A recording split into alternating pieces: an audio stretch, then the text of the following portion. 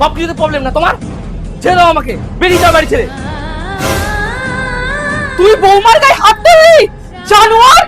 মা থাক, তোকে আমার ছেলে বলতে ঘৃণা লাগছে।